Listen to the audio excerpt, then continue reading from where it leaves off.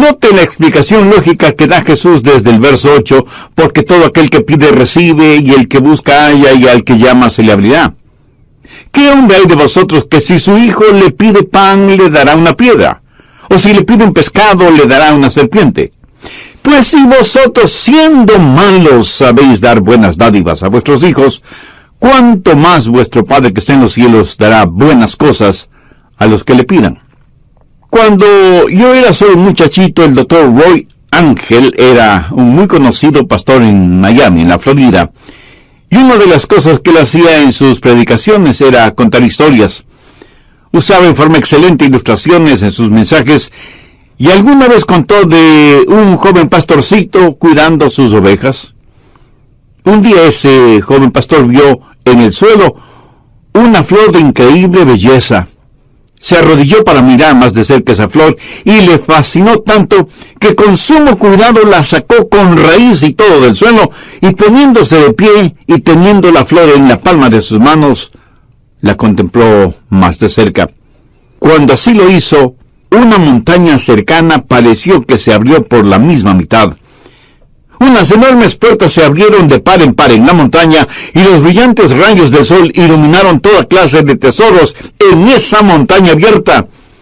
El pastorcito jamás había visto nada semejante, así que, dejando la flor en el suelo, fue hacia ese tesoro y comenzó a recoger en su manto rubíes, diamantes, esmeraldas, zafiros, perlas, oro y plata. Su manto estaba repleto de ese tesoro. Él no era más que un pobre pastor, pero ahora iba a ser un rico pastor. Y con ese fabuloso tesoro comenzó a bajar la montaña, cuando escuchó una voz que le decía: «No te olvides de lo mejor». Y él, mirando a su alrededor, se preguntó: ¿qué puede haber algo mejor de lo que ya tengo? Y siguió su marcha, pero escuchó nuevamente la voz: «No te olvides de lo mejor». Esta vez no hace ningún caso a la voz, y corriendo más que caminando, desciende de la montaña. De pronto, con gran estruendo, las enormes puertas que vio en la montaña se cerraron, y la montaña desapareció completamente. Y el momento que la montaña desapareció, también desapareció el fabuloso tesoro que creía tener en su manto. Y volvió a escuchar la voz que le dijo: lo mejor era la flor, porque la flor era la llave para abrir la montaña, y tú dejaste esa flor allá en el suelo, en la montaña. Por supuesto, es solo una ilustración, un cuento, una fábula, una parábola. Usted llámela como quiera llamarla, pero escuche, lo mejor, la llave para abrir todos los tesoros del cielo es la oración. No se olvide de lo mejor. Jesús dijo: pedid y se os dará, buscad y hallaréis, llamad y se os abrirá. Jesús dice que si pedimos y buscamos y llamamos, se nos dará, hallaremos y se nos abrirá. Por lo tanto, no hay sustituto para la oración. Si usted pierde una pierna o un brazo, en la actualidad los puede reemplazar con una pierna o brazo artificial. Hoy por hoy hay sustitutos para la comunicación. Si el teléfono regular falla, hay teléfonos celulares, inalámbricos, emails, Facebook, Twitter, Internet, y quién sabe qué otras cosas más nos depara el futuro. Pero la verdad es que no hay sustitutos para la comunicación. Y ya no es cosa de ciencia ficción que un día de estos los clones sustituirán a los seres humanos. Y sin embargo no hay sustituto para la oración. Ni la elocuencia, ni el intelecto, ni la energía, ni el entusiasmo, ni las buenas intenciones son reemplazo para la oración. Yo creo que el más grande recurso del mundo aún no utilizado es la oración. Se estudia para ver cómo se puede aprovechar la tremenda energía que hay en los relámpagos o en las inmensas olas del océano, o cómo aprovechar más eficientemente la energía solar. Pero la más grande fuente de energía, aún totalmente desconocida por los seres humanos, es la oración ferviente. Y somos unos necios que estamos ignorando esa energía. ¿Por qué la pobreza de muchos cristianos? ¿Por qué la falta de poder en la vida de muchos creyentes? Una sola respuesta: vidas sin oración. Si algún fracaso tenemos en nuestra vida, es el fracaso en nuestra vida de oración. No tendríamos pecados en nuestras vidas que la oración ferviente no hubiera podido ayudar a evitarlos. No hay ninguna necesidad mayor en nuestra vida que desarrollar una vida de oración. Y alguien seguramente me preguntará, pastor, ¿por qué Dios quiere que oremos? Usted mismo ya nos ha enseñado que el Padre conoce todas nuestras necesidades, aún antes de que nosotros las mencionemos. ¿Por qué pedirle a Dios que haga lo que Él ya ha determinado hacer? Mi amigo, esas son muy buenas preguntas. ¿Por qué? ¿Por qué debemos orar? Escúcheme, cuando oramos, no oramos para informarle a Dios de ciertas cosas. Él las sabe. Tampoco oramos para darle instrucciones a Dios. Cuando oramos, estamos invitando a Dios a conversar con nosotros. ¿Qué quiero decir con esto? Verá, Dios quiere hacer realidad ciertas cosas en nosotros. Y quiere hacer ciertas cosas por medio de nosotros. Y quiere hacer esas cosas si es que nosotros se las pedimos en oración. ¿Por qué Dios nos pide que oremos? Primero, por un factor de compañerismo. Juan 15:7. Si permanecéis en mí y mis palabras permanecen en vosotros, pedid todo lo que queréis, y os será hecho. ¿Qué es lo que Dios quiere que hagamos? ¿Dios simplemente quiere darnos cosas? ¿O quiere Dios tener comunión, compañerismo con nosotros? Dios quiere que tengamos comunión con Él. Por lo tanto, Dios dice que oremos porque por medio de la oración permanecemos en Él y Él en nosotros. Dios puede estar sin nosotros, pero nosotros no podemos estar sin Dios. Cuando usted ora y Dios contesta, usted habita en Él y Él en usted. Somos colaboradores de Dios. Pablo en 2 de Corintios 6:1 dice, así pues nosotros como colaboradores suyos. ¿Lo ve? Hay este factor de la comunión, del compañerismo, de la amistad. Segundo, el factor del desarrollo. No hay nada que pueda ayudarle a crecer como cristiano que la oración. Cuando permanece en el Señor Jesucristo y Él permanece en usted, crecerá espiritualmente en la misma proporción que la que ora. ¿Alguna vez se ha preguntado por qué Dios no contesta sus oraciones inmediatamente? Sencillamente porque Él quiere que usted crezca un poquito más cada día.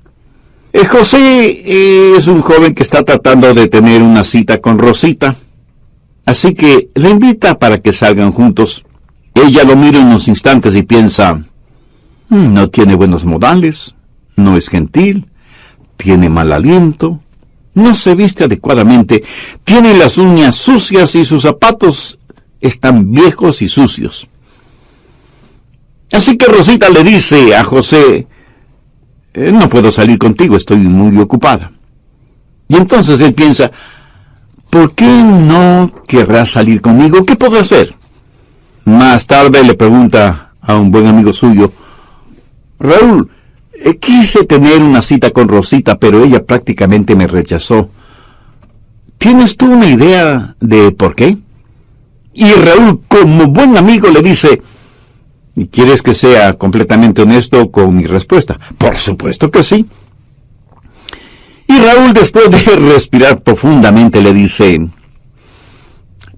mira, José, tienes mal aliento.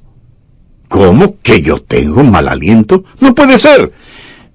José, estoy siendo honesto contigo.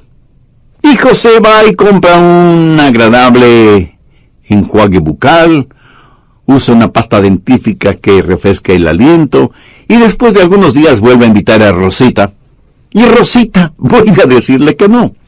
Otra vez va a consultar con Raúl, y Raúl le dice, pero mira la manera en que estás vestido. No tienes un espejo. Tu camisa está más que sucia, hueles muy mal, parece que no usas nada contra el mal olor de tus axilas, y mira tus zapatos, más horribles no pueden ser. Después de un par de semanas, José va nuevamente donde Rosita, pero luce diferente. Su ropa está limpia, está bien afeitado y masculinamente peinado. De su cuerpo se desprende un suave olor, como brisa marina. Sus uñas están recortadas y limpias, y sus zapatos parecen de charol. Y le dice: Rosita, ¿quieres salir conmigo? Te invito a tomar unos helados. Y casi no lo pudo creer cuando ella le contestó: José, me dará mucho gusto salir contigo. Y los dos tuvieron una tarde maravillosa. Sí, yo sé que esto es solo una ilustración, pero escúcheme. Algunas veces nos acercamos a Dios y simplemente le decimos: Dios, haz esto. Pero hay algo que Dios quiere que nosotros hagamos primero, y es orar, porque la oración ayuda a desarrollar nuestras vidas. Cuando Dios no nos da algo que le hemos pedido, enseguida preguntamos: ¿por qué Dios no contesta mis oraciones? Y el Espíritu Santo nos dice: porque hay pecado en tu vida, eres egoísta, eres carnal, te interesa más lo temporal y material que lo espiritual y eterno. Mi amigo, marque mis palabras. Hay un factor de desarrollo en nuestras vidas cuando oramos. Dios nos hace crecer por medio de la oración. Tercero, el factor de la dependencia en la oración. Dios nos hace crecer espiritualmente por medio de la oración. Jesús dijo en Juan 15:5, porque separados de mí, nada podéis hacer. Si Dios contestara nuestras oraciones automáticamente, no habría ningún crecimiento. Pero si nunca tuviéramos que orar, no habría ninguna dependencia. La oración es la forma en que nos fusionamos con Dios. Y esa es una maravillosa promesa. Pedid, buscad, llamad. Pero no solo una promesa que reclamar, sino un proceso a seguir. ¿Alguna vez ha puesto atención a los verbos en este versículo? Pedir, buscar, llamar. Eso es un proceso que va creciendo en intensidad. Pedir para recibir, buscar para encontrar, llamar para que se nos abra. Así, este versículo es una promesa y un proceso. La promesa de que Dios nos escuchará. Enfoquemos este punto. Usted se acerca a Dios y le pide algo. ¿Sabía que el más grande problema en la oración no es la oración no contestada, sino la oración no verbalizada? Muchos ni siquiera llegamos a pedir. Santiago 4:3 dice: pedís y no recibís, porque pedís mal. Pero la oración no verbalizada no solo es una tragedia, sino que es un pecado. El profeta Samuel dijo: lejos sea de mí que peque contra Jehová, cesando de rogar por vosotros. Una y otra vez la Biblia no solo nos invita a orar, sino que nos ordena orar. Busque Lucas 18:1. También les refirió Jesús una parábola sobre la necesidad de orar siempre y no desmayar. Y en Marcos 14:38, Jesús les dijo a los discípulos: velad y orad para que no entréis en tentación. Escúcheme, cada vez que pecamos es porque hemos fracasado en orar como debíamos hacerlo. Y Pablo dice que no debemos estar afanosos por nada, sino que debemos dar gracias por todo. Y que con oración y ruego debemos hacer conocer nuestras peticiones a Dios. La razón por la que estamos tan llenos de preocupaciones y ansiedades es porque no hemos aprendido a orar. Y porque cuando oramos, pedimos lo que queremos y no lo que en verdad necesitamos. Una buena manera de probar si lo que pedimos es correcto o incorrecto es preguntándonos: ¿puedo pedirle esto a Dios? Si su propia respuesta es negativa, pues no se atreva a pedírselo a Dios. Y si es incorrecto pedírselo a Dios, entonces es incorrecto el tenerlo o el hacerlo. No divida su vida entre lo secular y lo sagrado. No piense que cuando ora, Dios está interesado en unas cosas y no en otras. Se puede imaginar a Jesús viviendo de esa manera. Cada día es un día santo. Y cuando estamos en la voluntad de Dios, todo lo que pidamos en oración, le puedo asegurar que estará de acuerdo con la voluntad de Dios. Y si usted me pregunta: pastor, ¿Y qué de las cositas pequeñas? Porque yo oro solo por las cosas grandes. Mi amigo, ¿qué es pequeño o qué es grande delante de Dios? Debemos orar por todas las cosas. Sí, ore por la salud de su cónyuge o sus hijos, ore por su trabajo o su negocio, pero ore también por el fin de semana o las vacaciones con su familia. Pastor, ¿qué si es que quiero las cosas equivocadas? ¿Debo orar por eso? Por supuesto que sí. Pero ore para que Dios le quite ese deseo que tiene por las cosas equivocadas. Dios no le contestará a menos que usted le pida. Y eso significa que usted expresa un deseo. Pero cuando usted busca, eso es una experiencia descubierta. Verá, muchas veces pedimos las cosas equivocadas. Muchas veces no estamos en posición de pedir nada. Muchas veces las cosas por las que pedimos son totalmente desconocidas para nosotros. Así que la oración verdadera está eslabonada con la búsqueda. Y el propósito, la voluntad de Dios, pudiera ser que necesitamos buscar. Un día una señora me llamó y me dijo, Pastor, necesito que venga a mi casa. Tengo necesidad de que ore conmigo por algo muy importante. Así que fui a su casa y ella me dijo, Pastor, mi hijo es un borracho y a su esposa, mi nuera, le diagnosticaron cáncer. Le he pedido a mi hijo que venga para que usted ore por nosotros. Y ahí estábamos los tres, el hijo, la madre y yo, el pastor. Nos arrodillamos para orar. Ella oró, yo oré, y el hijo, un hombre de tal vez unos 35 años, me dijo, Pastor, usted no está orando. Yo pensé que había orado en voz muy baja, y por eso él no me había escuchado. Volví a orar, elevando el tono de mi voz, y sin embargo, él me dijo, Pastor, por favor, ore. Eso me incomodó en cierta forma, pero oré un poco más. Cuando abrí los ojos, la mamá ya no estaba con nosotros. Solamente estábamos él y yo. De pronto escuché ruidos en otro cuarto, y fui hasta allá, y encontré a la mamá de él totalmente extendida en el suelo con los brazos en cruz, orando intensamente, y escuché su oración. Era como si ella en su oración estuviera abriendo las puertas del cielo, llegando hasta el trono de Dios, y ahí depositar la angustia de su corazón. Le escuché hacerle acuerdo a Dios de sus promesas, derramando su alma en favor de su hijo. Y me di cuenta de algo. Ese hombre durante su niñez y su juventud seguramente vio muchas veces orar a su madre de esa manera, orando intensamente, y por eso me dijo, Pastor, usted no está orando. Ese día aprendí una importante lección acerca de la oración, lo que significa acercarse al trono de Dios en oración. Y eso, mi amigo, no solo es una oración que pide, sino una oración que busca. Pero no solo debemos pedir y buscar, sino que como Jesús lo dijo, debemos llamar. Y con esa acción estamos expresando una determinación.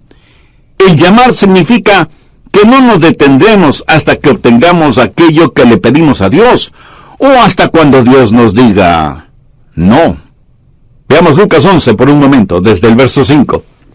Les dijo también, ¿quién de vosotros que tenga un amigo va a él a medianoche y le dice, Amigo, préstame 3 panes, porque un amigo mío ha venido a mí de viaje, y no tengo que ponerle delante? Y aquel respondiendo desde adentro le dice, No me molestes, la puerta ahí está cerrada, y mis niños están conmigo en cama, no puedo levantarme y dártelos. Os digo que aunque no se levante a dárselos por ser su amigo, sin embargo por su importunidad se levantará, y le dará todo lo que necesite. Esa es la parábola. Ahora mire los versos 9 y 10. Y yo os digo, pedid, y se os dará. Buscad, y hallaréis. Llamad, y se os abrirá. Porque todo aquel que pide, recibe. Y el que busca, halla. Y al que llama, se le abrirá. Ahora usted tiene que entender algo sobre esos tiempos bíblicos. Era totalmente, absolutamente impensable que un amigo viniera a su casa y usted no le brindara hospedaje y alimentación. La hospitalidad es algo sumamente valiosa en el Medio Oriente. Así que un amigo llega a casa de su amigo después de un largo viaje y le dice: Juan, ¿podrías darme albergue esta noche? Y el anfitrión le dice: qué gusto de verte, mi amigo. Por supuesto que puedes quedarte aquí. Siempre eres bienvenido. Pasa, pasa. Mi esposa te preparará algo para comer. Pero la esposa, en voz baja, le dice: pero no tenemos nada que ofrecerle para comer. Y él asimismo en voz baja le dice: no te preocupes, querida, salgo de inmediato a conseguir algo. Y va donde su buen vecino Pedro, aunque ya casi es la medianoche. Golpea varias veces la puerta de la casa de Pedro, hasta que finalmente una voz bastante malhumorada dice: ¿quién es y qué quiere? Pedro, soy Juan, y necesito que me prestes unos pocos panes. Por favor, no me molestes, ¿no sabes qué hora es? Pedro, necesito tu ayuda. Te digo que no me molestes. Ya estoy en la cama con mis hijos. Hagamos un paréntesis. Las casas en esos tiempos eran diferentes a nuestras casas en la actualidad.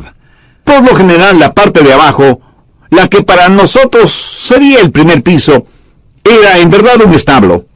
Por la noche ahí ponían a todos los animales para que el calor del cuerpo de todos esos animales abrigara la casa. Una especie de calefacción animal natural. Las familias vivían encima de ese establo y el espacio no era demasiado grande, por lo que todos dormían en un solo cuarto. Y cuando alguien se despertaba y se levantaba, pues despertaba todo el mundo. Y las cerraduras en esos tiempos eran muy complicadas. No era cuestión sencillamente de utilizar la llave. Había que bajar del segundo piso, despertando a todos, cruzar entre los animales, hacer un tremendo ruido quitando las seguridades de la cerradura. Así que para cualquiera no era fácil simplemente bajar y abrir la puerta. Pero Juan insistió e insistió hasta que Pedro, para que no le moleste más, le dio los panes que necesitaba. Lo hizo no necesariamente porque Juan era su buen amigo, sino porque Juan fue insistente. No aceptó un no como respuesta. Y de eso está hablando Jesús, de la persistencia en la oración. ¿Cuántos de nosotros oramos de esa manera? Note que en este versículo los verbos están en tiempo presente, lo cual significa manténganse pidiendo, manténganse buscando, manténganse llamando. La oración no es una carrera de velocidad, más bien es una larga maratón. En el Evangelio de Lucas capítulo 18, Jesús también habló acerca de una viuda que fue donde un juez injusto, buscando justicia. Este juez no tenía miedo de Dios ni de los hombres. Era un ateo, un juez ególatra. Y la viuda venía una y otra vez porque necesitaba hablar con el juez. Finalmente el juez falló a favor de la viuda porque, como ese juez mismo lo dijo, no quiero que me agote la paciencia. Esta ilustración la utilizó Jesús para poner de relieve que si un juez injusto puede actuar de esa manera, ¿cómo un juez justo no va a escuchar nuestras oraciones? Dios no es como un juez injusto. Y si Dios, el juez justo, nos contesta, no es para librarse de nosotros antes de que se le acabe la paciencia. Dios quiere que persistamos en la oración porque Él está haciendo algo en nosotros y por medio de nosotros. Y siempre vamos a encontrar a Jesús enseñando la persistencia en la oración. Y sea que usted lo entienda o no, es una enseñanza bíblica. Permítame también mencionar a la mujer sirofenicia que desde lo que es hoy el Líbano se acercó a Jesús para buscar ayuda para su hija que estaba poseída por un demonio. Es profundamente interesante la conversación de Jesús con esa mujer griega. Vayamos al capítulo 7 de Marcos, desde el verso 26.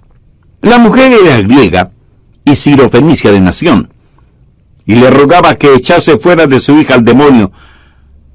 Pero Jesús le dijo: deja primero que se sacien los hijos, porque no está bien tomar el pan de los hijos y echárselo a los perrillos. Respondió ella y le dijo: sí, Señor.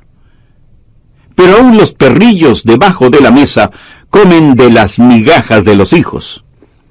Entonces le dijo, por esta palabra, ve, el demonio ha salido de tu hija.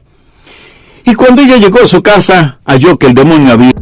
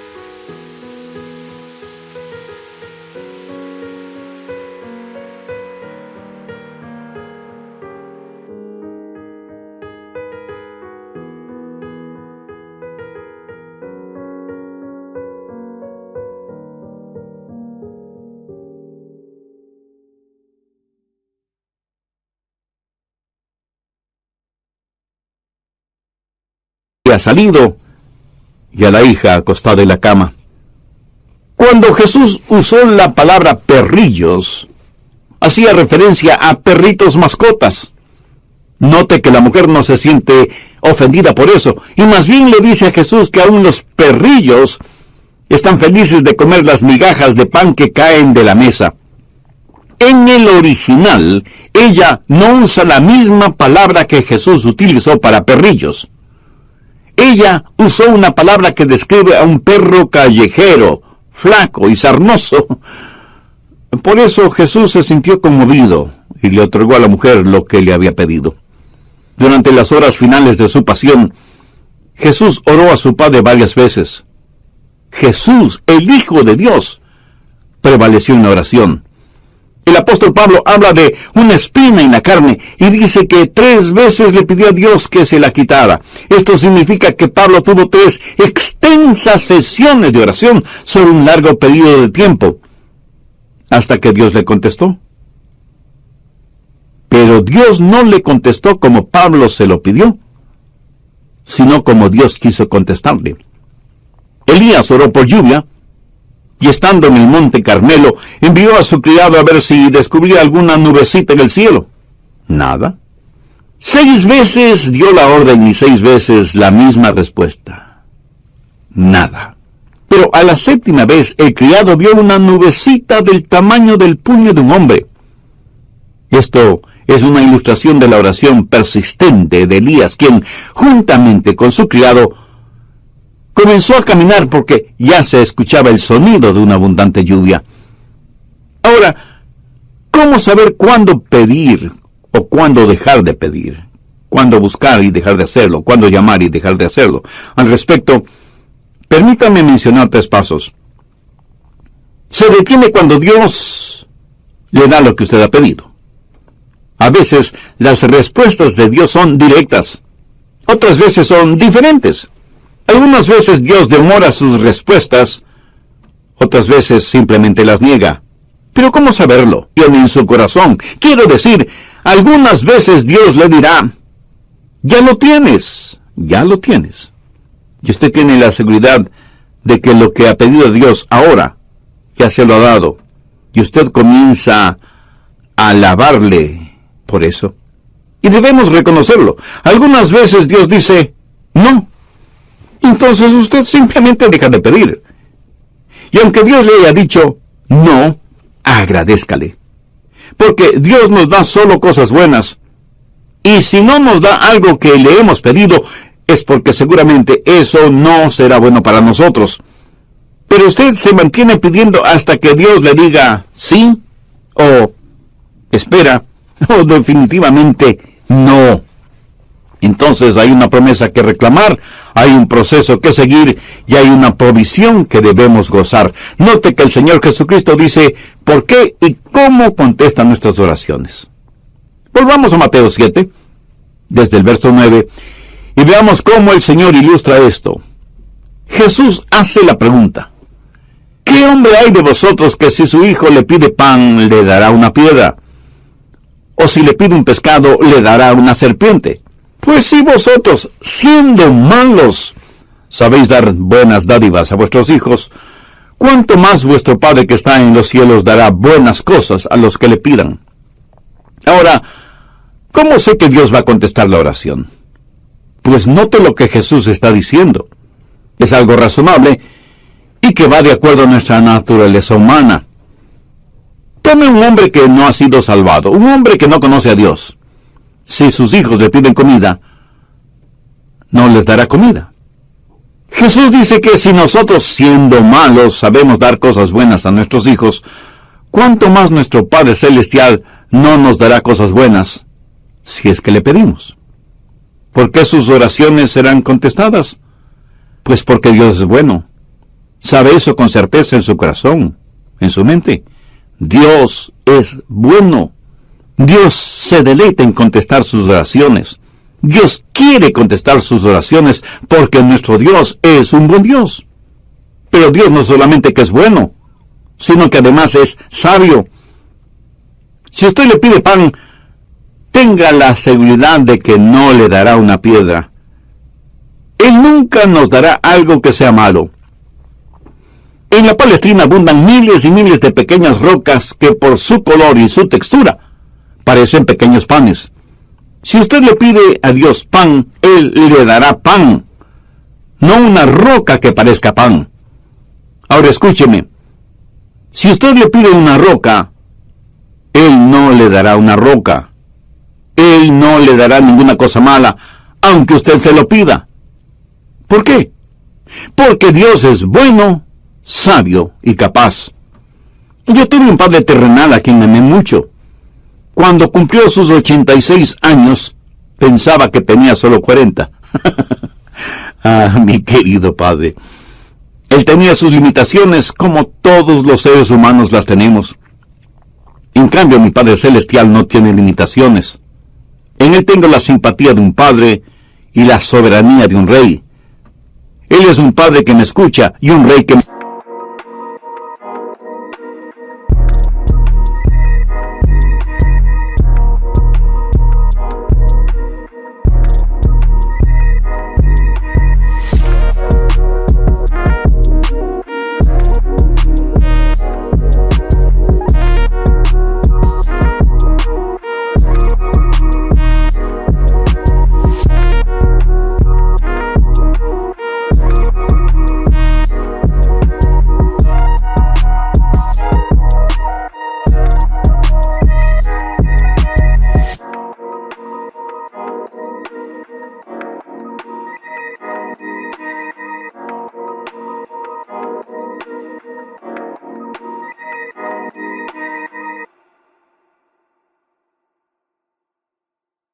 contesta.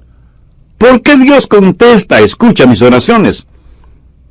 Porque Él es un Dios bueno, sabio y soberano. ¡Qué poderoso Dios al que servimos! Nosotros somos unos necios si es que no aprendemos a orar. Jesús dijo que si pedimos se nos dará, si buscamos lo encontraremos, y si llamamos nos será abierto. La cosa más sabia que podemos hacer es aprender a orar. Es Dios su Padre Celestial. Aquí Jesús no está hablando a la gente perdida, está hablando a los salvados. Si el Señor Jesucristo aún no es su Salvador, significa que usted necesita ser salvo, y puede serlo ahora mismo, si ese es el deseo de su alma. Le invito a repetir conmigo una sencilla oración. Dígala con sus propias palabras, pero dígalas con profunda fe, con sinceridad y con convicción. Dios eterno y Padre Celestial, tú sabes que la oración no es uno de mis puntos fuertes. De hecho, es uno de los puntos más débiles de mi vida espiritual. Pero hoy me acerco a ti para pedir tu gracia y misericordia, no solo para que me perdones, sino también para que me ayudes a desarrollar mi vida de oración. Señor Jesús, tú siendo